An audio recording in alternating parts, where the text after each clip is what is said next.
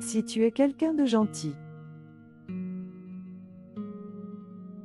attentionné, respectueux, quelqu'un qui écoute, qui comprend, qui fait attention aux autres, mais que tu as souvent l'impression de ne pas être réellement désiré, alors cette vidéo est pour toi.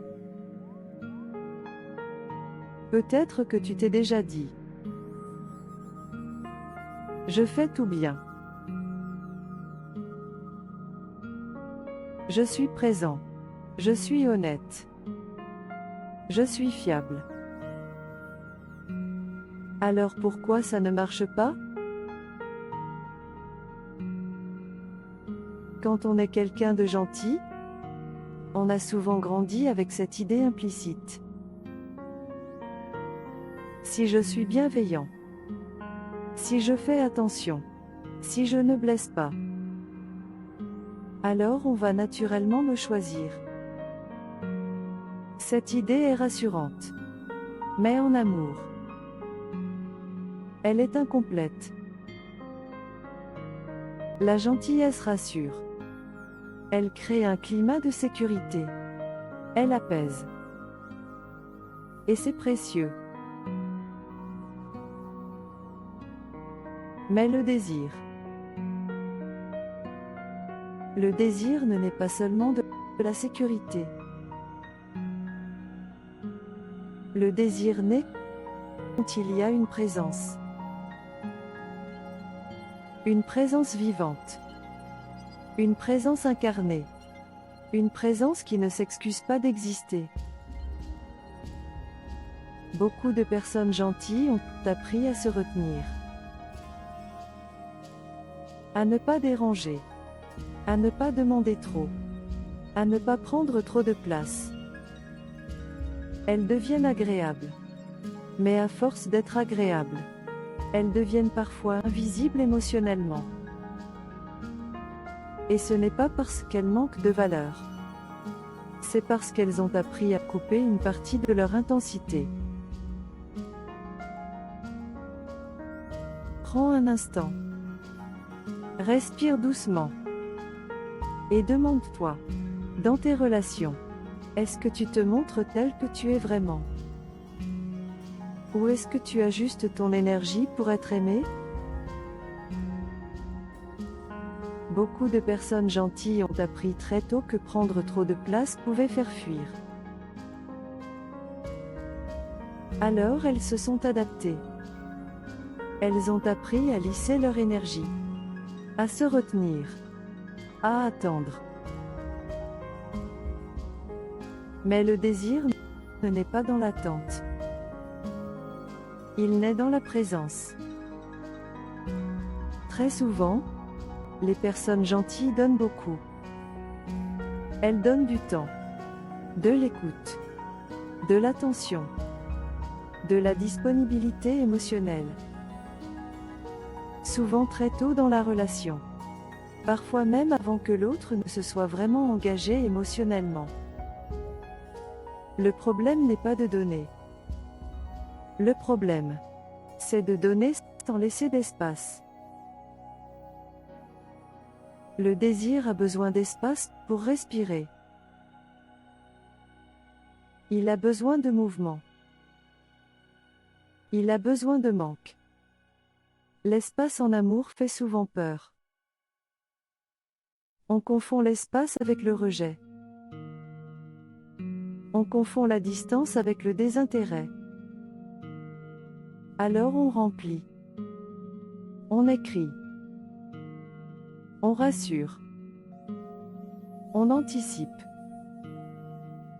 Mais créer de l'espace, ce n'est pas disparaître. C'est permettre à l'autre de ressentir ton absence. De sentir ton manque. De te désirer. Sans espace, le désir n'a rien à chercher. Il y a une autre chose essentielle à comprendre. La gentillesse devient non désirable quand elle sert à s'effacer.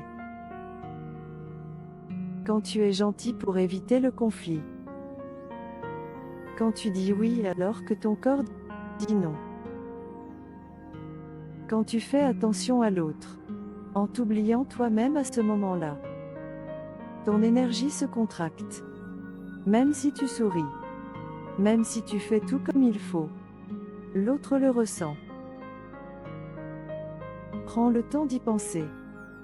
Quand as-tu appris qu'il fallait te retenir pour que l'autre reste? Quand as-tu appris qu'aimer pouvait te coûter une partie de toi? Observe simplement, sans juger. À force de faire ça, on perd le contact avec son propre centre. Et sans centre, il n'y a plus de polarité, plus de tension, plus de désir. À l'inverse, une gentillesse ancrée, posée, assumée, une gentillesse qui ne cherche pas à plaire, crée à la fois de la sécurité et du désir. Devenir désirable sans se trahir. Ce n'est pas devenir distant. Ce n'est pas devenir froid. Ce n'est pas manipuler. C'est ralentir. Ralentir dans ce que tu donnes. Ralentir dans ce que tu dis. Ralentir dans la façon dont tu te rends disponible. C'est aussi assumer de ne pas être toujours d'accord. De ne pas être toujours disponible. De ne pas être toujours lisse. Et surtout, c'est revenir dans ton corps. Parler un peu plus lentement. Respirer davantage. Sentir tes limites. Habiter tes silences autant que tes mots. Parce que le désir est énergétique avant d'être mental. Ce que l'autre désire vraiment, ce n'est pas tout ce que tu fais pour lui.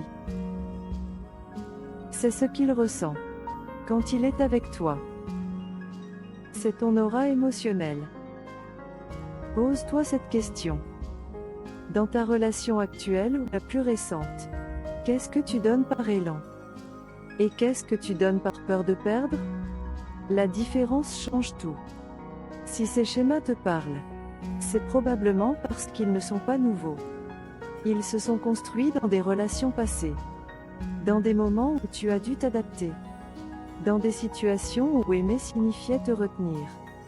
Et ce n'est pas une faiblesse. C'est une stratégie de protection. Mais ce qui t'a protégé autrefois peut aujourd'hui t'empêcher d'être pleinement désiré. C'est pour cela que je propose aussi un accompagnement personnalisé par écrit. Un espace calme. Sans appel. Sans rendez-vous. Sans pression. Tu prends le temps de répondre à un questionnaire approfondi. Tu poses ton vécu relationnel. Tu identifies tes schémas. Tu clarifies ce qui te bloque aujourd'hui. Ensuite, tu reçois un retour écrit. Clair. Structuré. Adapté à ta situation. Ce n'est pas une thérapie. Ce n'est pas une promesse miracle. Et ce n'est pas une obligation, c'est simplement un soutien possible.